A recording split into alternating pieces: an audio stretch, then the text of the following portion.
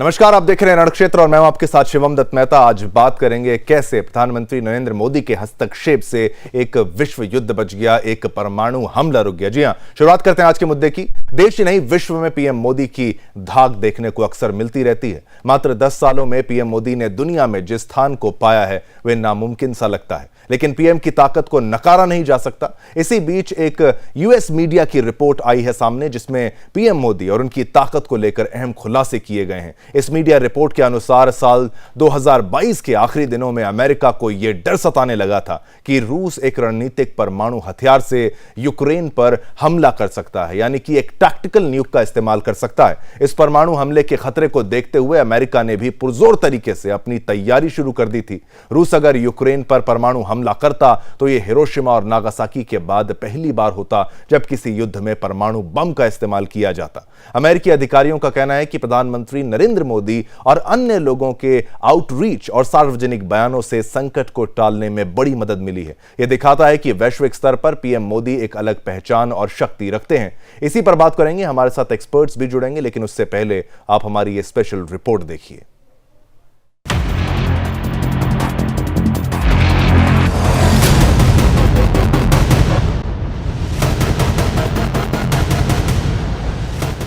देश में लोकसभा चुनाव आने को है। हर तरफ मोदी की लहर और बीजेपी का बोलबाला कोई नई बात नहीं है। पिछले 10 सालों में देश की जनता बीजेपी की कार्यशैली की फैन हो चुकी है।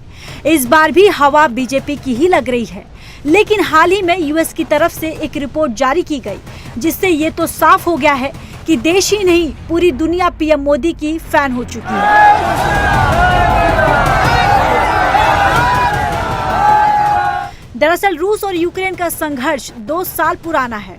फरवरी 2022 में शुरू हुए हिंसक संघर्ष और गहराते मानवीय संकट के बीच बीते 24 महीने से अधिक समय में इस युद्ध के परमाणु संघर्ष की तरफ बढ़ने की कई रिपोर्ट सामने आई। दोनों देशों में रहने वाले भारतीयों की सुरक्षित स्वदेश वापसी या उनकी सुरक्षा के लिए खुद प्रधानमंत्री नरेंद्र मोदी ने कमान संभाली थी। रूस यूक्रेन संघर्ष के बीच संयुक्त राज्य अमेरिका ने कीव के खिलाफ मॉस्को द्वारा संभावित परमाणु हमले के लिए कठोरता से तैयारी शुरू कर दी है। CNN ने प्रशासन के 2 वरिष्ठ अधिकारियों के हवाले से बताया कि इससे पहले अमेरिका ने लगभग 80 साल पहले हिरोशिमा और नागासाकी पर परमाणु बम गिराए थे। CNN ने दावा किया है कि पीएम मोदी की सक्रियता के कारण परमाणु युद्ध को टाला जा सका। रिपोर्ट में कहा गया है कि प्रधानमंत्री नरेंद्र मोदी और अन्य देशों की पहुंच ने संकट को टालने में महत्वपूर्ण भूमिका निभाई।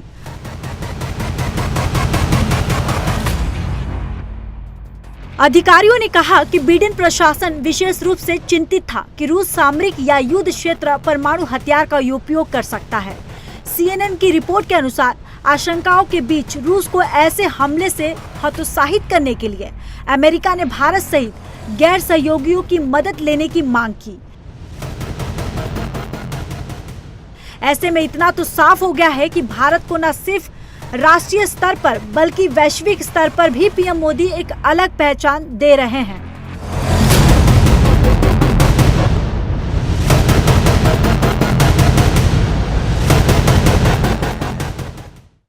तो आपने देखा किस तरीके से हस्तक्षेप और ये भारत की कूटनीति की जो शक्ति है उसकी जीत का भी उदाहरण आपको देखने को मिला। कैसे कि अगर यहां पर कोई और हस्तक्षेप करता तो शायद ये बात ना बनती, लेकिन प्रधानमंत्री नरेंद्र मोदी के हस्तक्षेप से काफी फर्क पड़ा है। डिप्लोमेसी, फॉरेन रिलेशंस में हमारा सिक्का चलता है। उसका कारण यह है कि लगातार इस क्षेत्र में फोकस भी किया गया। मैं चाहूंगा हमारे तमाम पैनलिस्ट कुछ ही पलों में आपके टीवी स्क्रीन पर जल्दी आ जाएंगे, जिससे इस चर्चा को आगे बढ़ाया जाएगा और बताया जाएगा कि कैसे डिप्लोमेसी के लिहाज से एक विन विन सिचुएशन ये हमारे लिए हुई है। मैं स्वागत करना चाहूंगा हमारे तमाम पैनलिस्ट हमारे साथ इस वक्त जुड़ रहे हैं। लेफ्टिनेंट जनरल संजय कुलकर्णी जी हमारे साथ, रक्षा विशेषज्ञ वो हमारे साथ हैं।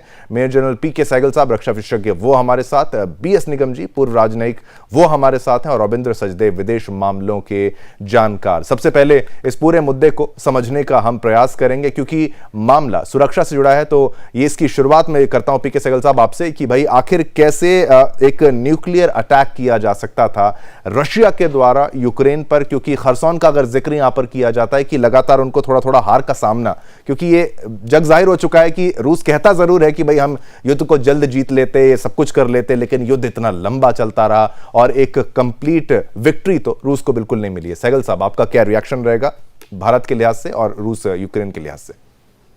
आपने बिल्कुल सही कहा कि जहां तक हिंदुस्तान का ताल्लुक है और हिंदुस्तान के प्रधानमंत्री का ताल्लुक है, आज वो दुनिया में सबसे पॉपुलर लीडर बन के रूप में उभरे हैं। लेकिन जहां तक यूक्रेन के युद्ध का ताल्लुक है, रशिया को साफ तौर पर नजर आ रहा था जब 22 फरवरी को उन्होंने हमला किया कि एक हफ्ते के अंदर अंदर यूक्रेन के घुटने टिक जाएंगे और वहां रजीम चेंज हो जाएगा जी। लेकिन towards the end of the year दो बहुत बड़ी घटनाएं हुई। एक जो उनका फ्लैगशिप था ब्लैक सी में, मस्कवा, जो ब्लैक सी फ्लीट का फ्लैगशिप था, उसको मार गिराया, वो डूब गया। और दूसरा जो उनको सबसे बड़ी सफलता मिली थी, डोनेस्क रीजन में जो सबसे बड़ा शहर है खेरसों, उसको रशिया ने कब्जा कर लिया था। जवाबी कार्रवाई में रशिया की सेना को वहां बड़ी जबरदस्त हार का सामना करना पड़ा, जिससे साफ तौर पर नजर आ रहा था कि रशिया जो है अपने न्यूक्लियर हथियार को इस्तेमाल कर सकता है, बैटलफील्ड टैक्टिकल हथियार को या मिनी न्यूक्लियर को या टैक्टिकल न्यूक्लियर वेपन को इस्तेमाल कर सकता है। इसको निगाह में रखते हुए अमेरिका ने और नेटो ने बड़े पैमाने पर तैयारी करनी शुरू कर दी थी कि इसको कैसे प्रीएम्प्ट किया जाएगा और अगर रशिया ये कार्रवाई करता है तो उनकी तरफ से क्या जवाबी कार्रवाई होगी। उसी समय बाइडेन ने अनेकों नेताओं से बातचीत की ताकि रूस को टैक्टिकल न्यूक्लियर वेपन या वेपन यूज करने से रोका जा सके। प्रधानमंत्री मोदी से बातचीत की, जीपेंग से बातचीत की, ग्लोबल साउथ के इंपॉर्टेंट लीडर्स जिनकी रशिया के ऊपर इन्फ्लुएंस है, उनसे बातचीत की और इनकी सबकी कंबाइंड बातचीत से ये जो खतरा था दुनिया के ऊपर टल गया। क्योंकि अगर न्यूक्लियर अटैक हो जाता तो उसका असर जो है सारी दुनिया के ऊपर पड़ता। आज के माहौल में हवा या पानी कोई नेशनल या इंटरनेशनल बॉर्डर को एक्सेप्ट नहीं करते। बड़े पैमाने पर ईस्टर्न यूरोप है, वेस्टर्न यूरोप जो है वो, और रशिया का भी कुछ हिस्सा जो है काफी ज्यादा प्रभावित होता। और जहां तक यूक्रेन का ताल्लुक है, बहुत बड़े पैमाने पर लोग मारे जाते और इसका असर दुनिया के ऊपर पहले भी जबरदस्त पड़ा है। आप देखो कि कोविड के बाद में हिंदुस्तान ने कुछ ऐसे कदम उठाए, 100 देशों को हमने मुफ्त में वैक्सीन दी। फिर जब यूक्रेन और रशिया की लड़ाई स्टार्ट हुई तो बहुत बड़े पैमाने पर भूखमरी का सामना करना पड़ रहा था। 84 नेशंस को हमने राशन सप्लाई किया, 800 मिलियन हिंदुस्तानियों को राशन सप्लाई किया। ऐसे में हिंदुस्तान विश्व गुरु और विश्व मित्र के रूप में उभरना शुरू हुआ है और उसी का साफ तौर पर नजर आ रहा है फायदा पूरी दुनिया को हो रहा है। और हमारे प्रधानमंत्री इस समय शायद दुनिया के सबसे इन्फ्लुएंशियल प्राइम मिनिस्टर के रूप में या प्रेसिडेंट के रूप में उभर के सामने आ रहे हैं। बिल्कुल बिल्कुल। तो इन्फ्लुएंसिंग इनका पूरा अप्रोच जो है वो भी आप समझना होगा। रविंद्र सचदेव जी भी एक बड़ी खबर आपको पहले मैं रोक रहा हूं यहाँ बीच में आपको रोक रहा हूं। ब्रेकिंग न्यूज आपकी टीवी स्क्रीन पर कुछ ही पलों में सीएए से जुड़ी इस समय की बहुत बड़ी खबर आ रही है, हम आपको इससे अवगत कराएंगे। आपकी टीवी स्क्रीन पर मोदी सरकार ने लागू कर दिया है सीए। बड़ी खबर आपको बता दें तो सीए लागू हो चुका है, सीए को लेकर जारी हो चुका है नोटिफिकेशन सीएए। जी हां, ये अहम, बिल्कुल बहुत अहम है, ये पूरे देश के लिए केंद्र सरकार ने जारी किया है, नोटिफिकेशन जारी कर दिया है। इसके बारे में सूत्रों के हवाले से खबर थी कि जारी आज होना था। सीए से जुड़ी इस समय की बहुत अहम खबर ये सामने आ रही है।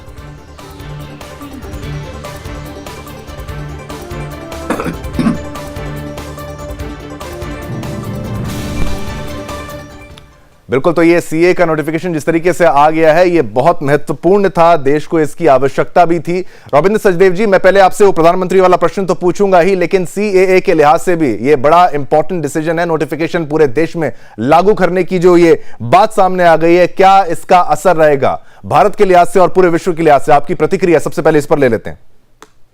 आई थिंक डेफिनेटली एक पॉजिटिव इम्पैक्ट रहेगा, ये कन्वे करेगा दुनिया भर में और हमारे देश के अंदर भी कि भारत अपने भारतीय मूल के लोगों के लिए एक रिफ्यूज और उनको सैंक्चुरी देने में विश्वास रखता है, ताकि इंडियन ओरिजिन या इंडिया से जो रिलीजियस फेथ्स ओरिजिनेट हुए हैं इन ओरिजिन्स के लोग, खासकर क्या ये 3 कंट्रीज मेंशन्ड है मेरे ख्याल से, अफगानिस्तान, पाकिस्तान एंड बांग्लादेश, कि इन तीनों कंट्रीज में अगर कोई हिंदू, सिख, पारसी, आई थिंक, या Buddhist, Jain, I think if I am not mistaken, in religion के लोग हो और वो 2014 से पहले अगर इंडिया आए हुए हो तो उनको भारत की सिटीजनशिप की तरफ रास्ता उनका क्लियर हो जाएगा।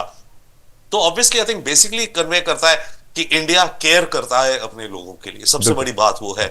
और कोई भी देश बड़ा, आई थिंक ग्लोबली आप ऐसे मानेंगे, अमेरिका को क्यों कहा जाता है सुपर पावर है मल्टीपल चीजों में, पर अगर एक भी अमेरिकन सिटीजन किसी भी कंट्री में किसी भी कारण फंस जाता है तो अमेरिका पूरी दुनिया हिला देता है अपने एक सिटीजन को लाने के लिए। तो एक सिटीजन की वैल्यू ऑफ लाइफ, जो देश उसको वैल्यू कर सके, वो देश मेरे ख्याल से शायद, नॉट मेरे ख्याल से, ये डेफिनेटली माना जाता है कि ज्यादा स्ट्रॉन्गर है, इन्फ्लुएंस है और ज्यादा इवॉल्व्ड है। देखिए इस समय सब देश जैसे भी हो, सब देशों में इम्परफेक्शंस हैं, अमेरिका में भी बहुत कमी है, हम में भी कमी है, पर सब देश अपने को इम्प्रूव करने की तरफ जा रहे हैं। तो ऐसे में जो देश अपने ओरिजिन के लोगों की लाइफ को ज्यादा वैल्यू करता है, उस देश की आई थिंक मतलब वैल्यूज ज्यादा रिफ्लेक्ट करती है दुनिया में। बिल्कुल, एक बहुत महत्वपूर्ण कदम के तौर पर इसको देखा जा सकता है। हमारे साथ और भी हमारे पैनलिस्ट जो हैं, उन पर भी मैं ये सवाल पूछूंगा। रविंद्र जी, आप पर मैं फिर आऊंगा, लेकिन पूरा मामला ये हमें ये समझना होगा इस तरीके से कि भाई भारत एक सुपर पावर बनने की ओर आगे बढ़ चुका है, और सीएए का मतलब क्या है, इसका एक मीनिंग क्या जाएगा पूरे विश्व के लिए। बेस निगम साहब, अगर आपसे मैं इसी मुद्दे पर राय लेना चाहूं कि सीएए का जो लागू करने का फैसला अब जो ले लिया गया है, नोटिफिकेशन भी सामने आ गया है, कितना बड़ा असर और कितनी बड़ी खुशखबरी, क्योंकि बात जब हम करते हैं पाकिस्तान में रह रहे हिंदुओं की और जब बांग्लादेश में रह रहे हिंदुओं की, तो उनके पास जाने के लिए और कोई जगह नहीं है। वो तमाम चीजों के शिकार होते हैं, उनकी हत्याएं होती हैं, बलात्कार होते हैं, अपहरण होते हैं, और हिंदू होने की सजा उनको उन देशों में मिलती है। तो इसका क्या असर आपको लगता है अब होने वाला है कि भाई सीए जब लागू हो जाएगा, आसान हो जाएगी उनके लिए भारत में शरण लेना और उनको एक सिटीजनशिप मिलना? निगम साहब। नहीं, बिल्कुल ये इतना बड़ा कदम है, इसकी प्रशंसा पूरी की जानी चाहिए। और ये जिस प्रकार से जो बताया है कि 14 दिसंबर तक जो लोग आ चुके थे, देखिए इनकी हालत जो ये आए हैं इंडिया में, वो बहुत खराब हालत थी। ये बेसिक एमिनिटीज से भी वंचित थे, जो एक अधिकार कैसे रहते, ये नौकरी ढंग से सरकारी नौकरी भी नहीं कर सकते थे, कहीं कोई वैसा काम गवर्नमेंट का नहीं ले सकते थे। ये तो एक ऐसी स्थिति में रह रहे थे जो कल्पनाओं से परे थी। तो अब इन्हें एक इज्जत की जिंदगी मिलेगी, वो भारत में शान से रह पाएंगे, ये इसका एक बहुत बड़ा पॉजिटिव एक फर्क है ना। और जो भारत की एक नीति है वसुधैव कुटुंबकम, हम अपने आदमियों को कहीं नहीं छोड़ते। मोदी जी के तो एक अब विज्ञापन भी आ ही रहा है, और विज्ञापन ना भी आए तो भी हमने पहले उसको देखा है कि हम आपको कहीं भी दिक्कत होगी, हम चुन चुन करके उनको लाते हैं, चाहे वो विदेशों में फंसे हुए भारतीय हों। और ये तो ऐसे लोग हैं जो तंग किए गए थे धर्म के आधार पर, तो इनको तो जो अमानवीय व्यवहार किया गया इनके साथ में, इनका दुष्व्यवहार किया गया, वहां इनके साथ में बलात्कार, धर्म परिवर्तन, इनकी प्रॉपर्टी को लूटा गया, मारपीट इनके साथ में की गई। ऐसी परिस्थितियों में जब ये भारत की शरण में आए तो कुछ तो सोच समझ के आए थे। अब वो इनका सपना पूरा हो रहा है, और आज से इनको वो सिटीजनशिप मिल जाएगी, वो नागरिकता मिल जाएगी जिसके ये हकदार हैं। क्योंकि हमारा जो दृष्टिकोण है भारत का, वो एक बहुत व्यापक है। हम जब वसुधैव कुटुंब की बात करते हैं, हम तो अपने जैसे हमारे पूर्व वक्ता ने कहा कि हमने 100 देशों को दवा सप्लाई की कोविड के दौरान, हमने इतने देशों को 84 देशों को उन्होंने बताया कि हमने राशन दिया, और अपने ही यहाँ के 80 करोड़ लोगों को हम आज भी फ्री राशन दे रहे हैं। तो भारत की जो नीति है जो वेलफेयर वाली है, जो लोग कहा करते थे, कमेंट करते थे, बहुत सारे जो हमारे जेएनयू के साथी हैं वो कहा करते थे कि भारत में अब वेलफेयर स्टेट खत्म हो गया। मैं कहता हूँ ये वेलफेयर स्टेट की नई परिभाषाएं हैं जी, कि वेलफेयर स्टेट ये नहीं होता कि आप सिर्फ सरकारी नौकरी देते हैं। ये जो हो रहा है ये भी उस वेलफेयर स्टेट हो रहा है, बिल्कुल, है ना।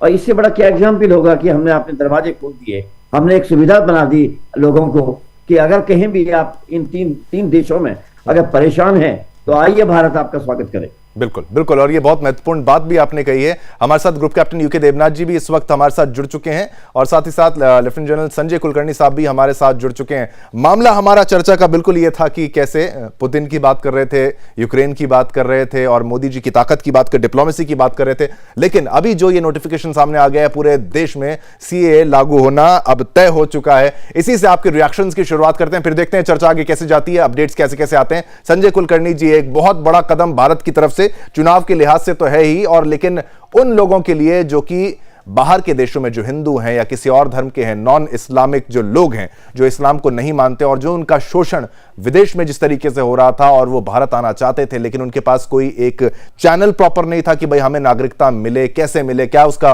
प्रोटोकॉल रहेगा। तो एक बहुत बड़े कदम के तौर पर आप इसको देख सकते हैं। आपकी क्या राय रहेगी सुरक्षा के लिहाज से भी और देश के लिए अच्छा लिहाज से भी, कैसे आपका क्या प्रतिक्रिया रहेगी?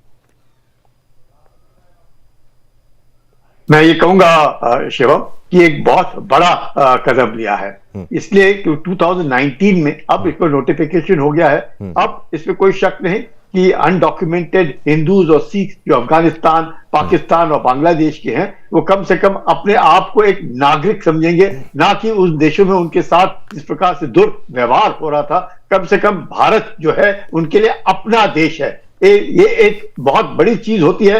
हर आदमी जो है उसका अस्तित्व होता है, नागरिकता एक अस्तित्व है। उसे कम से कम गर्व होता है कि मैं कुछ भी हूं, कहीं पर भी हूं। कम से कम अफगानिस्तान, पाकिस्तान और बांग्लादेश, जहां पे हिंदू सिख के बरखिलाफ जिस प्रकार से कार्रवाई होती है, उनको ये नहीं पता चलता है कि हम अगर अपने भारत में भी जाए तो क्या हमको नागरिकता मिलेगी या नहीं मिलेगी।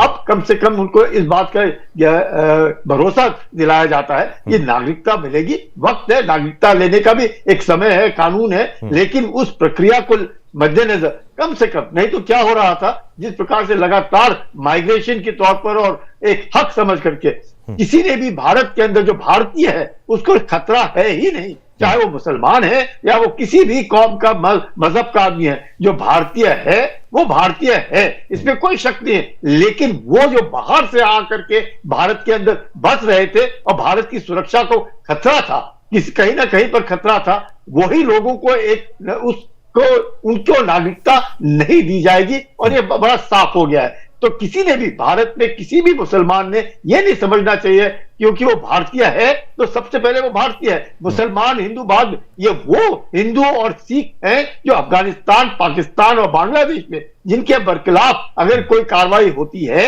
और वो भारत में आना चाहकर बसना चाहते हैं तो आ सकते हैं। मुझे लगता है ये जो भरोसा भारत ने दिया है एक बहुत बड़ा कदम है, सुरक्षा के तौर पर भी और एक भारतीय होने के नाते वो गर्व महसूस, क्योंकि we are supposedly now going to be soon to be the third largest economy. तो अगर हम उस तरीके से बढ़ रहे हैं, पूरे विश्व भर में हमारा नाम है, तो उस नाम और एक तरीके से जो अपना दबदबा है उसके मद्देनजर हमारे नागरिकों को भी यकीन और वो भरोसा होना चाहिए कि वो भारतीय नागरिक हैं, चाहे वो किसी भी देश में हो, और खासकर अफगानिस्तान, पाकिस्तान और बांग्लादेश जहां पे हिंदू समुदाय और सिख समुदाय के बरखिलाफ कार्रवाई होती है। और हर जगह पे खाली हिंदुओं के साथ नहीं, सिखों के साथ भी इस तरीके की बर्बरता जो है वो होती है। मुकेश जी भी हमारे साथ इस वक्त live, resident editor Sudarshan news के हमारे साथ लाइव जुड़ने वाले हैं कुछ ही पलों में। उनसे भी हम ये सवाल पूछेंगे कि किस तरीके से नोटिफिकेशन को लाया गया, कितना समय जिस पर लगा, पूरे देश को इस बात का इंतजार था, हिंदुओं को इंतजार था। मुकेश जी, आप इस पूरे फैसले को किस तरीके से देखते हैं और ये अब लागू होने की बात सामने आ गई है? शिवम, देखिए, दो चीजें मैं साफ कर दूं कि ये अमेंडमेंट है, ये कोई कानून नहीं है। ये जो सिटीजनशिप एक्ट है वो तो पहले से था। सिटीजनशिप एक्ट में अमेंडमेंट किया गया है और ये अमेंडमेंट लागू हुआ 31 अगस्त 2014 के पहले। जितने भी लोग पाकिस्तान से, अफगानिस्तान से या किसी दूसरे देश से जो आए थे हमारे यहाँ, जो नॉन मुस्लिम थे, यानी हिंदू थे, पाकिस्तान में जिनके साथ शोषण हो रहा था, ज्यादतियां हो रही थी, वो भाग करके यहाँ शरण लेकर के आए थे, बांग्लादेश से आए थे, अफगानिस्तान से आए थे या दूसरे किसी भी देश से जिन्होंने यहाँ पर आए, हिंदू, सिख, जैन, बौद्ध, ईसाई, पारसी, सभी लोग हैं इसमें, जो यहाँ पर 31 दिसंबर 2014 से पहले आ चुके थे। वो यहाँ पर अब तक शरणार्थी के स्टेटस में थे, यहाँ पे उनको नागरिकता यहाँ पे नहीं दी गई थी। जबकि 47 में जब विभाजन हुआ था तो विभाजन में अलग देश कर दिया गया था और एक पॉलिटिकल जो लाइन है वो पॉलिटिकल लाइन खींच दी गई थी। और उस दौरान कुछ लोग गए थे, कुछ लोग आए थे, हिंसा भी हुई थी, लेकिन कुछ लोग जो नहीं आए थे भारत और पाकिस्तान या बांग्लादेश में रहना उन्होंने स्वीकार किया था और उनके साथ अलग देश बनने के बाद जो ज्यादतियां हो रही थी तो वो कहां जाए। तो ये एक तरीके से ये जो अमेंडमेंट है, जो हिंदू इस्लामिक कंट्री में रह रहे हैं उनके साथ सेंटिमेंट को देखते हुए उनके लिए ये अमेंडमेंट किया गया था। लेकिन इसको लेकर के इस अमेंडमेंट को लेकर के गलतफहमी फैलाई गई और लोगों को यह बताया गया कि यह जो अमेंडमेंट है वो केवल नागरिकता छीनने के लिए है। दरअसल ये छीनना, इसमें कुछ वापस लिया नहीं जा रहा, बल्कि इसमें दिया जा रहा है और ये सिटीजनशिप दी जा रही है। और जिनके साथ जो नॉन मुस्लिम है इस्लामिक कंट्री में, जो लोग यहां पर भ्रम फैला रहे थे, तो इस्लामिक कंट्री में जो मुसलमान है वो अपना देश छोड़ करके क्यों आएंगे? तो इस्लामिक कंट्री में जो नॉन इस्लामिक लोग थे वो वहां पर रह रहे थे, उनके सिटीजनशिप के लिए यहां पर प्रावधान इस अमेंडमेंट के जरिए किया गया है। क्योंकि भारत में पहले से भी ये लोग पाकिस्तान से जो सताए हुए हिंदू थे वो यहां पर रह रहे हैं। अभी हाल ही में आपने देखा मजनू के टीला पे वो रह रहे थे और उनके रहने के लिए जो अवैध, हालांकि वो अवैध कॉलोनियां है क्योंकि वो ऑथराइज रूप से जब यहाँ के नागरिक नहीं है तो उनके लिए कोई भी संवैधानिक व्यवस्था नहीं की जा सकती है और वो एक शरणार्थी के स्टेटस में ही यहाँ पर रह रहे थे। तो उनको जब हटाने के लिए डीडीए की जमीन पे थे, हटाने के लिए लोग कह रहे थे और डीडीए ने वहां पर नोटिस चस्पा किया था। तो उसके बाद से ये बात जो है एक बार फिर से आया था कि अगर इन लोगों को नागरिकता देने के लिए कानून बन चुका है तो नोटिफिकेशन अभी तक जारी क्यों नहीं हुआ है? क्योंकि 5 साल बीत जाने के बाद भी नोटिफिकेशन जारी नहीं होने के कारण जो है इन लोगों को नागरिकता नहीं दी गई थी और खासतौर पर इन्हीं लोगों को टारगेट करके यह कानून बनाया गया था। इन्हीं लोगों को नागरिकता देने के लिए कानून बनाया गया था। लेकिन इसको इंप्लीमेंट कैसे किया जाए? क्योंकि शिवम देखिए, ये मामला केवल दिल्ली में रह रहे जो पाकिस्तानी हिंदू, सिख या जैन ईसाई का नहीं है। ये जब अमेंडमेंट है ये पूरे देश में लागू होगा तो फिर नॉर्थ ईस्ट में किस तरीके से लागू होगा, असम में किस तरीके से लागू होगा, ये सारी चीजें जो है वो टेक्निकल चीजें थी जिसके कारण जो है इंप्लीमेंट करने में दिक्कत हो रही थी और उसी को अब लगता है सरकार ने दुरुस्त कर लिया है और ये नोटिफिकेशन निकाला है। और बिल्कुल चैलेंजेस बहुत सारे हैं और आपने जिस खबर का जिक्र किया जो मजनू का टीला वाली खबर है, वहां पर मुझे लगता है आज मिठाइयां बटेंगी। ये उनके लिए भी बहुत बड़ी खुशखबरी है। उन तमाम हिंदू भाई बहनों के लिए जो विदेश से भारत में शरण लेने के लिए आए, उनके सारे कागजात पूरे होते हैं, सारे डॉक्यूमेंट्स पूरे होते हैं, लेकिन वो कहते हैं कि भाई हमारे साथ भेदभाव होता है, लेकिन रोहिंग्या बांग्लादेशियों के साथ यहां पर उनकी आवभगत की जाती है। इसी तरीके से ये सारा पैटर्न अब बदलना चाहिए और ये सरकार कठिन फैसले लेने के लिए जानी जाती है। यूके देवनाथ जी भी हमारे साथ हैं, उनसे भी मैं, क्योंकि हमारे साथ ये पूरा चर्चा का जो विषय था आज रूस यूक्रेन पे था, लेकिन क्योंकि इन्हीं से अभी ये सवाल पूछे जाएंगे क्योंकि रक्षा में भी एक्सपर्ट्स हैं और अब फॉरेन रिलेशंस की बात भी यहां पर आ जाती है। देवनाथ जी, मैं आपसे ये प्रश्न पूछना चाहता हूं, जिस तरीके से शोषण होता था हिंदुओं का, सिखों का या बाकी धर्म का, जो नॉन इस्लामिक लोग जो वहां पर विदेश में रहते थे, अब उनके लिए कितनी महत्वपूर्ण यह खबर है और जो यहां पर आ चुके हैं उनके लिए कैसी महत्वपूर्ण खबर है और इसके रेपरकशंस, इसके रिएक्शंस पूरे विश्व में किस तरीके से रहेंगे भारत के लिए? आपके रिएक्शंस देवनाथ जी। जी हाँ शिवम जी, मेरे ख्याल से बहुत ही सुखद खबर है। मैं एक भारतीय हूं, एक हिंदू हूं। मैं समझता हूं कि मानवीय एंगल से अगर देखा जाए तो ये बहुत बड़ा एक कदम लिया है भारत सरकार ने। हमें समझना पड़ेगा कि कुछ देश ऐसे हैं, पाकिस्तान है, अफगानिस्तान है या बांग्लादेश है, इन सब देशों में जब हमारा देश आजाद हुआ था 1947 में, तो इन सब देशों में बड़ी संख्या में हिंदू भाई बहन रहा करते थे, दूसरे धर्म के लोग भी, माइनॉरिटीज, सिख हों, जैन हों। अब क्या हुआ है कि समय बीतने के साथ इन सब देशों में, खासतौर से पाकिस्तान में, हिंदुओं का और दूसरे जो सिख भाई हैं, जैन हैं, इनका एक प्रताड़ना किया गया, इनको दबा के रखा गया, इनको तंग किया गया। इनके आप अगर अखबार टीवी देखें तो अक्सर इनके यहाँ तो महिलाओं को या छोटी बच्चियों को लेकर जबरदस्ती शादियां कर दी गई हिंदू लड़कियों को उठाकर पाकिस्तान में। तो ऐसी हालत में ये जाएं तो कहां जाएं? भारत ही उनका मूल देश बनता है। तो इस नियम के तहत अब इन सब प्रताड़ित हिंदुओं को जो बांग्लादेश में थे, अफगानिस्तान में थे, पाकिस्तान में थे, जब वो भारत में आएंगे तो उनको आसानी से नागरिकता दी जाएगी। बिल्कुल बिल्कुल बिल्कुल। एक एडमिनिस्ट्रेटिव एंगल भी है शिवम जी, एडमिनिस्ट्रेटिव एंगल, ये काफी सारे अवमाननीय तत्व भारत में। देवनाथ जी, एक सेकंड आपको रोकता हूं, आपको कंटिन्यू करिएगा, लेकिन मुकेश जी आप कुछ यहां पर इंटरप्ट करना चाहते हैं, कोई बात आप कहना चाहते हैं? शिवम, ये जो बोल रहे हैं मैं देवव्रत जी, मुझे लग रहा है कि थोड़ा तकनीकी रूप से ये सही नहीं है।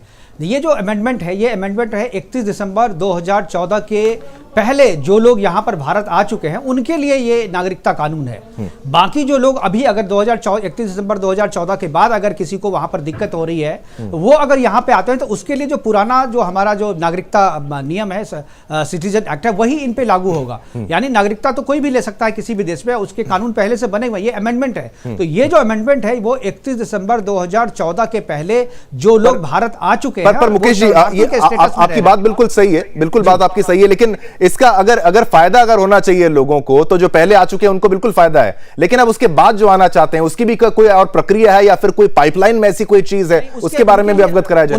उनके लिए कानून बना हुआ है शिवम, जो अपना सिटीजनशिप एक्ट है ना, वो तो पहले से बना हुआ है। तो वो उसके तहत आ सकते हैं, वो नागरिकता के लिए अप्लाई करेंगे। जैसे अदनान सामी को दिया गया है यहाँ पे नागरिकता, और भी बहुत सारे ऐसे लोग हैं। अभी तस्लीमा नसरीन जो है, वो तस्लीमा नसरीन जो बांग्लादेश की लेखिका हैं, तो उन्होंने अप्लाई किया हुआ है, लेकिन उनको अभी नहीं मिला है। उनमें टेक्निकलिटी कहीं पर है अटकी हुई, लेकिन अदनान सानी को अभी मिला है। तो बहुत सारे लोग हैं जिनको हम लोग देते हैं, लेकिन वो एक्ट जो बना हुआ है उसका एक क्राइटेरिया है, उस क्राइटेरिया में जो आएंगे उनको सिटीजनशिप मिलेगा। लेकिन ये जो अमेंडमेंट है, ये अमेंडमेंट खासतौर पे उन शरणार्थियों के लिए है जो 31 दिसंबर 2014 से पहले भारत आ चुके थे, लेकिन यहां पर उनको नागरिकता नहीं दी गई थी और वो शरणार्थी के स्टेटस में रह रहे थे। और बहुत सारे लोग तो ऐसे थे जिनको शरणार्थी का ऑफिशियल स्टेटस भी नहीं था, और वो यहाँ पर काफी मतलब ये कहें जो बद से बदतर जिंदगी उनकी थी। खासतौर पे अगर मजनू का टीला पे जो लोग रह रहे थे, जो हिंदू रह रहे हैं, उनकी स्थिति आप देखेंगे तो शिवम वो काफी दयनीय स्थिति है। ना उनके लिए बेसिक कोई पीने के लिए पानी है, ना बिजली है वहां पर, ना उनके लिए घर है। कोई भी इंफ्रास्ट्रक्चर जो भारत सरकार अपने सारे नागरिकों को देती है, वो वहां पर आधिकारिक तौर पर उनको अवेलेबल नहीं करा गया था। वो एक डिपेंडेंट जिंदगी जी रहे थे। कोई एनजीओ उनको कुछ दे रहा था, कभी आप दे रहे थे, कभी हम दे रहे थे, और उनको कोई राइट्स नहीं था। और जिस धर्म को छोड़ करके आए थे, क्योंकि वो लोग अगर चाहते तो पाकिस्तान में ये सारी सुविधाएं ले सकते थे, केवल उन्हें अपना धर्म बदलना था। लेकिन उन्होंने केवल धर्म के कारण देश छोड़ दिया। लेकिन इस देश में भी उन्हें नागरिकता नहीं दी जा रही थी, और नागरिकता तो नहीं ही दी जा रही थी, उनको बेसिक जो जीने के लिए जो सामान्य चीजें हैं उनको हासिल करने में भी काफी दिक्कत हो रही थी। तो इसीलिए उनके सेंटिमेंट को देखते हुए ये संशोधन किया गया था नागरिकता कानून में। और ये जो संशोधन है 31 दिसंबर 2014 के पहले जो लोग यहाँ पर आ चुके हैं, उनको अब नागरिक बनाने की प्रक्रिया जो है शुरू हो जाएगी। क्योंकि कानून तो बन गया था, लेकिन इसको इंप्लीमेंट कैसे किया जाए, इसके लिए जो गवर्नमेंट नोटिफिकेशन है, वो नोटिफिकेशन नहीं निकला था। कुछ उसमें दिक्कत आ रही थी जिसका जिक्र यहां पर नहीं किया जा सकता। मेरे ख्याल से हमारे जो गेस्ट हैं वो समझते होंगे, कुछ सुरक्षा के कुछ पॉइंट्स थे उसमें जिस पे सरकार काम कर रही थी। क्योंकि वो जो लोग आए हुए हैं उनमें से क्या सब जो है यहां पर प्रताड़ित होकर के आए हैं, या दूसरे देश से कोई जासूस भी यहां पर भेज दिया है शरणार्थी की शक्ल में, इन सब की पहचान भी होनी जरूरी थी। और वो सारी चीजें पहचान होने के में इतना टाइम लगा है। और उसके बाद ये जो नोटिफिकेशन है, ये नोटिफिकेशन जारी हुआ है, और अब उन सारे शरणार्थियों को जो है सिटीजनशिप जो है मिल जाएगी। और हो सकता है 2024 के इलेक्शन में वो वोट भी कर सके। बिल्कुल वोट कर सके। और ये मैनिफेस्टो का पार्ट भी था। तो लगातार भाजपा ने जो वादे किए हैं, चाहे राम मंदिर हो और चाहे सीए हो, सारी वादे अपने जो पूरे करते हुए नजर आ रहे हैं। और अब इसका रिएक्शन भी देखने को मिल सकता है। हो सकता है कि एक तबका जो है इसका विरोध प्रदर्शन उसके तरफ से देखा जाए। पश्चिम बंगाल में इसका क्या असर होगा, भाई हम एनआरसी सीए नहीं आने देंगे, लगातार इस तरीके के बयान दिए जाते थे। कुलकर्णी साहब, आप कुछ यहां पर कहना चाहते थे सीए के लिहाज से? ऐसे था कि 1985 का जो असम अकॉर्ड था, जी, उसमें कहा गया था कि मार्च 71 से पहले जो लोग आए हैं उन्हीं को सिर्फ नागरिकता दी जाएगी। अगर हमने 2014 कहा है, तो अब जो नागरिकता देने का जो इतने सारे इलीगल माइग्रेंट्स हैं उसको लेकर के अब जो एक तरीके से मैं कहूंगा कि लोगों के बीच में एक अनबन सी है, और एक तरीके से अनईजीनेस है कि जो 85 का असम अकॉर्ड जिसमें 1971 से पहले जो आए थे उनको सिटीजनशिप दी जाएगी। और अब जब हमने 2014 दिसंबर कट ऑफ डेट दिया है, तो उसको लेकर के थोड़ा सा एक तरीके से जरूर आसाम में जिस प्रकार से लोगों के बीच में एक तरीके से मैं कहूँगा अनबन है, वो जरूर उभरेगी, सामने आएगी। बिल्कुल।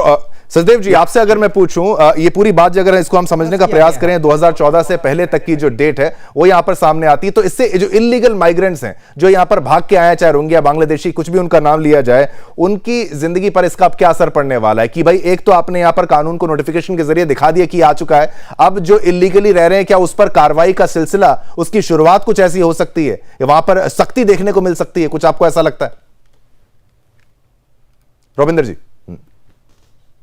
से कुछ फिल्टर हो गया या सेपरेशन हो रहा है ना, क्योंकि अभी तक 2014 से पहले वाले लोग भी जो अपने जो हिंदू भाई और सिख वगैरह है पाकिस्तान अफगानिस्तान बांग्लादेश से जो आए हैं, इनका कोई स्टेटस नहीं था, जैसे भी मुकेश जी बता रहे थे और बाकी स्पीकर्स भी कह रहे हैं। ओके, इनका क्या स्टेटस है? रिफ्यूजी थे, वीजा, भाई वीजा होता है, वीजा या रिफ्यूजी या क्या स्टेटस है? इनको ना कोई काम कर सकते ना कुछ कर सकते, जस्ट एक टेम्पररी सी जिंदगी जी रहे थे सब लोग, राइट? तो अब इन लोगों को वो क्लैरिटी मिलेगी, इनको एक पाथ टू सिटीजनशिप मिल गया, इनके सिटीजनशिप का रास्ता। ऑफ कोर्स काफी कुछ डिपेंड करेगा डॉक्यूमेंटेशन इत्यादि पर, बट तो जब ये एक पाइपलाइन बनती जाएगी, जो कन्वर्ट होते जाएंगे, भारतीय सिटीजन बनते जाएंगे, तो ऑब्वियसली जो लोग इस स्कीम के एलिजिबल नहीं है, राइट, तो उनको हमारी सिक्योरिटी एजेंसीज को भी मॉनिटर करना, ट्रैक करना ज्यादा आसान हो जाएगा, और जो भी कदम हमारे सरकार को उठाने हैं, जो बनते हैं, वो कदम उठाने में आसानी होगी। नहीं तो पहले अभी तक ये जो चल रहा है, जितनी भी तादाद में है, ये सब मिक्स्ड है। मान लीजिए, इमेजिन कीजिए, राइट, कि जो आए हुए हैं इलीगल, टेक्निकली इलीगल या रेफ्यूजी या कैस्ट स्टेटस, किसी ने आधार कार्ड बनवा लिया, किसी ने नहीं बनवाया, किसी ने राशन कार्ड बनवा लिया सही तरीके से, गलत तरीके से, ये सब चल रहा था। तो अब जब ये रास्ता बन जाएगा, क्लियर हो जाएगा, एक पोर्शन का जो लार्ज पोर्शन है, जो कि हिंदू हैं, सिख हैं, इन देशों से आए हुए,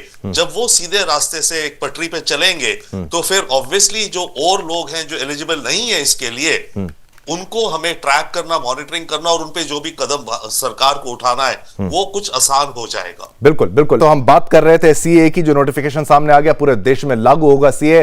मैं चाहूंगा हमारे तमाम पैनलिस्ट कुछ ही पलों में आपकी टीवी स्क्रीन पर दोबारा आ जाएंगे, जिससे हम इस चर्चा को आगे बढ़ाएंगे, और ये उन सभी जो कि नॉन मुस्लिम्स हैं, उनकी बहुत बड़ी जीत के रूप में इसको आप देख सकते हैं, जिनको भारत में रहना था, लेकिन कोई एक ऑफिशियल यहां पर नोटिफिकेशन नहीं था, कोई ऐसा कानून जो था सामने नहीं आ रहा था, और इसमें काफी देरी भी होती हुई नजर आ रही थी। और भाजपा की तरफ से ये प्रमुख मुद्दे थे, चाहे यूसीसी की बात की जाए, चाहे सीए की बात की जाए, और सीए के लिए जो नोटिफिकेशन, और इसी का इंतजार आज लोगों को था। और हमने मजनू का टीला वाला मुद्दा भी आपको बताया था, जिसमें लोगों को यह बताना पड़ रहा था कि भाई हमारे पास सारे कागजात होते हैं, लेकिन अभी भी हमें भारत की नागरिकता के लिए जो परेशानी सामना करना पड़ता है। मैं चाहूंगा हमारे रेजिडेंट मुकेश जी हमारे साथ इस वक्त जुड़े हुए हैं, उनसे मैं ये प्रश्न पूछना चाहूंगा, इसको असम अकॉर्ड से जोड़ते हुए अगर आप हमारे दर्शकों को समझा सकें कि अब सीए तो ठीक है लागू हो गया, अब क्या एनआरसी के हिसाब से भी आपको अगर समझाना हो देश को, तो कैसे समझाएंगे?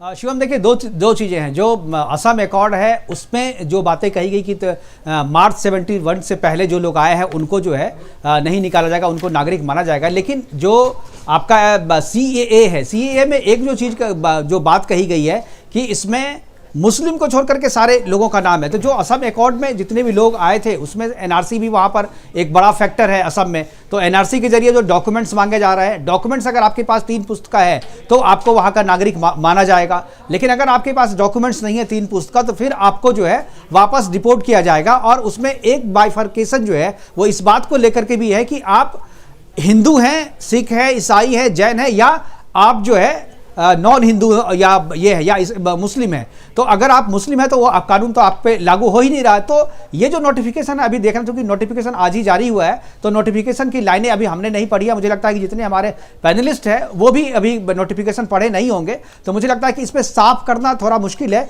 जब तक नोटिफिकेशन की लाइन, क्योंकि मुझे ये पता है कि सरकार भी इसको एड्रेस कर रही थी, और ये जो इतनी देरी हुई है नोटिफिकेशन निकालने में, उसमें इन सारी चीज़ों को चूंकि समाहित करना था, एक साथ ला करके एड्रेस करना था, इसीलिए दिक्कत हुई है। तो मुझे लग रहा है कि असम अकॉर्ड, एनआरसी और सीएए तीनों को एक साथ ला करके लाइन ड्रॉ की गई है और नोटिफिकेशन निकाला गया है। इसलिए जब तक इसको आप पढ़ नहीं लेते हैं शिवम, तब तक मुझे लगता है कि सीधे तौर पे नहीं कुछ कहना चाहिए, क्योंकि इसको एड्रेस किया गया, लेकिन किस तरीके से एड्रेस किया गया है ये नोटिफिकेशन पढ़ने के बाद ही साफ होगा।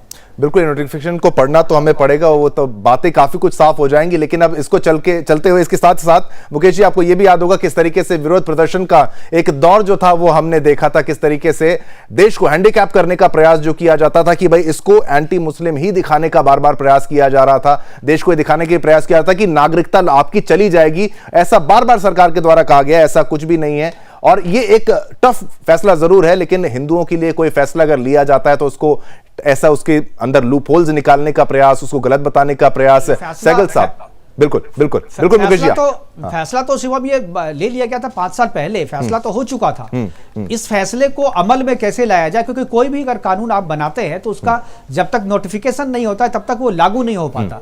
तो ये अपने अंतिम स्टेज पे पास, चूंकि पार्लियामेंट से पास हो गया था, अब इसे केवल लागू करने के लिए नोटिफिकेशन निकालना था और उस नोटिफिकेशन को निकालने में देरी हो रही थी। बिल्कुल बिल्कुल। तो सहगल साहब, आप भी कुछ कह रहे थे। तो कोई प्रावधान ही नहीं था और कोई सवाल भी नहीं था, इसको लागू ही करना था। केवल नोटिफिकेशन में जो देरी हो रही थी वो तकनीकी दिक्कत इसलिए हो रही थी कि जो असम अकॉर्ड का मामला है, एनआरसी का मामला है और ये सीएए, तीनों चीजें जो है एक दूसरे को कॉन्ट्राडिक्ट कर रही थी। चूंकि असम अकॉर्ड से काफी कॉन्ट्राडिक्ट हो रहा था मामला, जो डेडलाइन दी गई थी उसको लेकर के कॉन्ट्राडिक्ट हो रहा था। तो उसमें बीच का रास्ता क्या निकाला गया है, सरकार ने डेफिनेटली इसको लेकर के देरी हो रही थी और अब सरकार ने नोटिफिकेशन निकाला है तो इसको एड्रेस किया ही होगा जैसा कि माना। लेकिन किस तरीके से एड्रेस किया है, क्या कोई एक लाइन, बाउंड्री लाइन खींची है, क्या एक डेडलाइन अलग से दिया है, उसको जो नागरिक हैं उनकी पहचान के लिए कोई और डॉक्यूमेंटेशन जो जमीन का मांग रहे हैं, या आधार कार्ड, तो मेरे ख्याल से आधार कार्ड को तो नहीं मान रही है, लेकिन जमीन की जो कागजात हैं, जमीन के कागजात मांगे जा रहे हैं। तो जमीन के कागजात, खेत के प्लॉट अगर वैसा है तो ये एनआरसी के तहत मुझे लगता है कि इसको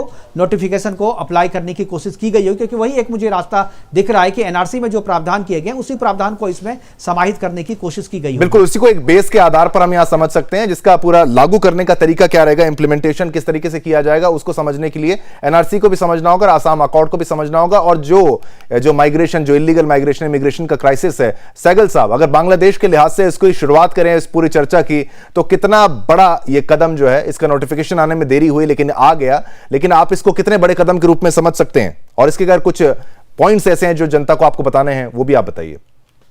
सहगल साहब, देखिए, मेरे मुताबिक ये नोटिफिकेशन बहुत ही अहम है for people within the country as well as a very strong message for people outside the country. Hindustan ने साफ तौर पे कहा कि अगर आप हिंदुस्तानी हैं और आपके खिलाफ किसी प्रकार के कोई जुल्म ढाए जा रहे हैं या there is a threat to your life और कोई डेंजर है, आपको हर हालत में हिंदुस्तान वापस लेके आएगा। इन 3 देशों के अलावा आप देखो, हमारा जो डायस्पोरा फंसा हुआ था यूक्रेन में, उनको हिंदुस्तान ने निकाल के लेके आया, लिबिया में से लेके आया, सूडान से लेके आया, गाजा से लेके आए, इराक से लेके आए। और इस वक्त मजिंदर सिंह सिरसा जी क्या कह रहे हैं, मैं आपको सीधा सुनाता हूं। और जो हमारे भाई हैं अफगानिस्तान से, पाकिस्तान से या बांग्लादेश से आए हैं, जिनके धर्म के ऊपर जब बन आई, जिनके धर्म के कारण उनको प्रताड़ित किया गया और उनको मजबूर किया गया कि अपना धर्म छोड़ो, उन्होंने देश छोड़ दिया लेकिन धर्म नहीं छोड़ा, ऐसे लोगों को भारत के अंदर नागरिकता दी जाए, इसके लिए जो आज भारत की सरकार ने आज ये फैसला लिया है, इसको लागू किया है, इसके लिए मैं भारत के प्रधानमंत्री जी का और गृह मंत्री जी का फिर से धन्यवाद करता हूं। मैं सैकड़ों की तादाद में पाकिस्तान से उन परिवारों को लेके आया जिनके बच्चियां वहां सुरक्षित नहीं थी, जिनके धर्म पर बन आई थी, और मुझे लगता था कि जब तक इनको नागरिकता नहीं मिलेगी ये हमारे पे एक बहुत बड़ा आत्मा पे बोझ रहेगा। हमने इनके परिवार तो बचा दिए, लेकिन अब ये सम्मान से देश में रह सकें ये इनके लिए जरूरी था। मैं आपको बताना चाहता हूं, जिनको नागरिकता नहीं मिल पाती, ना वो बच्चे अपने स्कूलों में भेज पाते हैं, ना उनके पासपोर्ट बन पाते हैं, ना उनके बच्चे आगे बढ़ पाते हैं, ना कारोबार कर पाते हैं। इसलिए आज देश के अंदर ये सबसे बड़ा तोहफा दिया है मोदी जी ने और अमित शाह जी ने उन परिवारों को जो लाखों की तादाद में हैं और दूसरे मुल्क अफगानिस्तान, पाकिस्तान और बांग्लादेश से इसलिए निकाले गए क्योंकि उनके धर्म के ऊपर बनाई थी। ऐसे लोगों को आज सम्मान से जीने का प्रधानमंत्री जी ने मौका दिया है। मैं फिर से उनका धन्यवाद करता हूं और इस मूव को वेलकम करता हूं। तो बिल्कुल उसी लिहाज से ये बहुत महत्वपूर्ण है, जिस तरीके से विदेश में जिस तरीके से अत्याचार हिंदुओं पर, और केवल हिंदुओं पर नहीं, सिखों पर भी होता है। संजय कुलकर्णी जी, आपके पॉइंट्स कुछ। बिल्कुल बहुत साफ है इसमें कि इसको फास्ट ट्रैक किया गया है। 2014 के बाद नॉन मुस्लिम जो अफगानिस्तान, पाकिस्तान, बांग्लादेश से आए हैं उनकी नागरिकता को फास्ट ट्रैक किया गया। जो मुसलमान हैं आए हैं वो अपनी नॉर्मल सिटीजनशिप के तौर पर अप्लाई कर सकते हैं। जब उनका वक्त आएगा उनको सिटीजनशिप अगर सरकार देना चाहती है तो देगी। ये जो अफवाहें फैलाई जा रही है ये मुसलमान विरोधी है, ये गलत है, ये मुसलमान विरोधी नहीं है। ये फास्ट ट्रैक किया जा रहा है उन लोगों के लिए जो नॉन मुस्लिम्स हैं। तारिक अनवर कांग्रेस से इस वक्त कुछ बोल रहे हैं, आपको वो भी सुनाते हैं। एक मिनट, बीच बीच में आपको रोकूंगा रिएक्शंस के लिए। तो जानबूझ के ऐसे वक्त में किया गया है। एक तो सामने चुनाव है, चुनाव में उनको कोई मुद्दा नहीं, उनके पास उनकी कोई ऐसी उपलब्धि नहीं है जिसको जल लेकर वो जनता के बीच में जाए। तो अब सीए का वो एक सहारा वो ले रहे हैं। और दूसरी बात ये कि अभी जिस प्रकार से माननीय सुप्रीम कोर्ट ने जो इनकी इलेक्टोरल बॉन्ड को लेकर जो इन लोगों ने कहा जाए कि भ्रष्टाचार किया है और उस पर सिर्फ पर्दा उठाने का काम किया है माननीय सुप्रीम कोर्ट ने, उससे भी लोगों का ध्यान हटाने के लिए अभी जानबूझ के इसको लाया गया है। क्योंकि कोशिश ये हो रही थी सीबीआई के द्वारा, एसबीआई के द्वारा ये कोशिश हो रही थी कि इस मामले को टाल दिया जाए चुनाव तक, लेकिन उस पर भी सुप्रीम कोर्ट तैयार नहीं हुआ। तो इससे ये लगता है कि ये सारा चीज़ जो है एक साजिश के तहत किया गया है ताकि लोगों का ध्यान इन चीज़ों से हटाकर एक दूसरे मुद्दे पर लाया जाए। और 2019 का जो उनका एजेंडा था वो 2024 में करने जा रहे हैं। तो इसमें आखिर लोग जानना चाहेंगे कि 5 साल इसको लागू करने में क्यों लगा। सर हमने देखा तो लगातार रिएक्शंस जो हैं वो इस मुद्दे पर आते रहेंगे। कुलकर्णी साहब, आप जो कह रहे थे आप कंटिन्यू कर सकते हैं। मैं कहते जैसे ये जो भ्रम फैलाया जा रहा है, ये जो 1955 का सिटीजनशिप एक्ट है उसमें 6 बार संशोधन लाए हैं और ये 6ठा संशोधन है जो अभी 2019 का जिसको अमेंडमेंट मिला है। इसमें कुछ नहीं है, इसमें सिर्फ fast tracking of non Muslim come into the country after 2014। उनके बाकी जो मुसलमान हैं वो नॉर्मल अपना सिटीजनशिप के लिए अप्लाई जैसे करता है, कोई भी शरणार्थी आता है सिटीजनशिप के लिए अप्लाई करता है, उसको जो समय लगता है वो लगेगा। लेकिन जो नॉन मुस्लिम जो इन 3 दोषियों से प्रोसिक्यूशन के द्वारा आए हैं उनको फास्ट ट्रैकिंग किया है। तो ये जो अफवाह फैलाई जा रही है, ये मतलब कोई भी मुसलमान जो भारतीय है उसकी नागरिकता नहीं छीनी जा रही है, ना उसके साथ कोई ऐसी छेड़छाड़ी की जा रही है। लेकिन हाँ, वो जो मुस्लिम्स भी हैं जो आए हैं, क्या अफगानिस्तान से आए या पाकिस्तान से आए या बांग्लादेशी आए, वो अपना अप्लाई करें सिटीजनशिप के लिए। लेकिन जो गुमराह नहीं कर सकते हम हिंदुस्तान के अंदर लोगों को, और ना ही वो लोग भी शरणार्थी बनकर या रोहिंग्या इलीगल माइग्रेंट्स बन करके रह सकते हैं। ये इसमें खास बात है। बिल्कुल मुकेश जी भी हमारे साथ हैं, लेकिन ठीक है वहां पर ऑडियो का कोई अगर इश्यू ना आ रहा हो उनसे भी हम इसका पूछेंगे। लेकिन रविंदर जी, जो नोटिफिकेशन की आप बात कर रहे थे, इसमें क्या महत्वपूर्ण है, या वही मुद्दे हैं जिनको एक बार फिर से बता दिया गया कि यही सारे मुद्दे अंडरलाइन करके? रविंदर जी, 1.5 पेज का ये नोटिफिकेशन है, मैं देख रहा हूं क्विकली। मुझे कुछ खास बाकी सारी चीज पर एक चीज थोड़ी स्ट्राइक आउट कर रही है कि this will not apply to tribal areas of Assam, Mizoram, Meghalaya and Tripura. वो एक थोड़ी सी एक्सेप्शन है कि ये जो सारा आ रहा है, बाकी अभी पढ़ेंगे तो ज्यादा डिटेल में होगा, clause referencing and all. But yes, अभी तक तो ये क्लियर है कि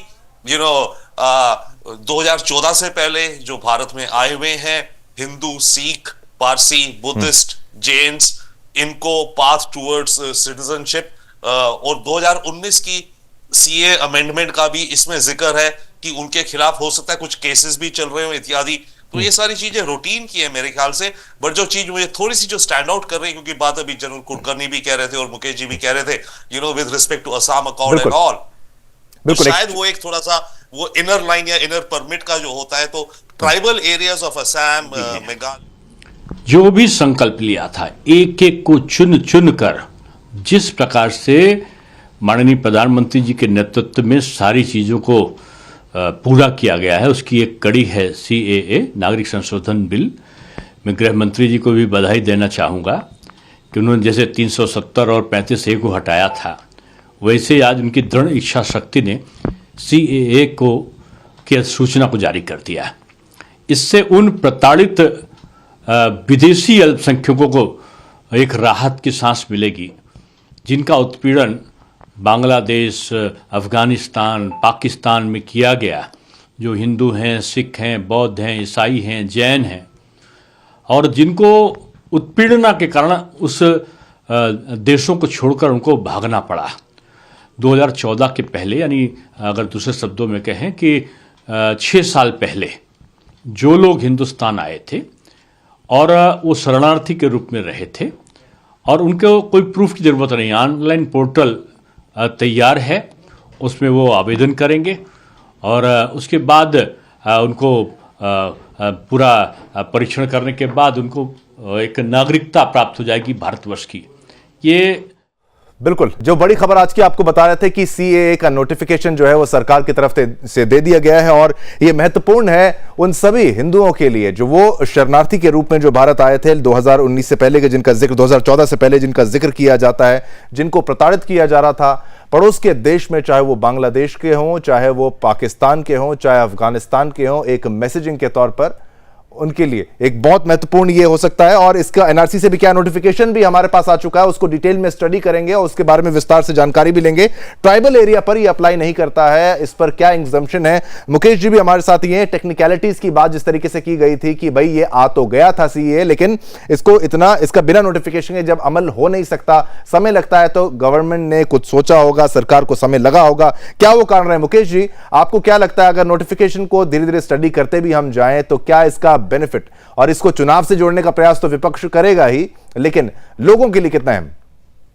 देखिए, डेफिनेटली चुनाव में तो चुनाव से पहले चुनाव की अधिसूचना जारी होने से पहले नोटिफिकेशन जारी हुआ है और इतने दिनों के बाद हुआ है, तो चुनाव पे तो इसका असर भी होगा। केवल चुनाव से केवल जुड़ेगा ही नहीं, चुनाव पे इसका असर भी दिखेगा। और खासतौर पे नॉर्थ ईस्ट की जो बात कही गई, कुछ ट्राइबल एरियाज को अलग रखा गया है इस नोटिफिकेशन से, यानी वहां पर ये लागू नहीं होगा। तो ट्राइबल एरिया में देखिए जो ईसाई हैं, आप बोलिएगा, मैं आपको वो पॉइंट में पढ़ देता हूं, वो पॉइंट पढ़ देता हूं। Nothing in this section shall apply to tribal area of Assam, Meghalaya, Mizoram और Tripura as included in the 6th schedule to the constitution and area covered under the inner line notified under the Bengal eastern front regulation 1873। और समय का भी मुकेश जी अभाव है, और सभी दर्शकों का मैं धन्यवाद करना चाहूंगा। इसको कंटिन्यू करेंगे, इसी मुद्दे को आगे भी हम डिस्कस करने वाले हैं, डिबेट इसी पर करी जाएगी।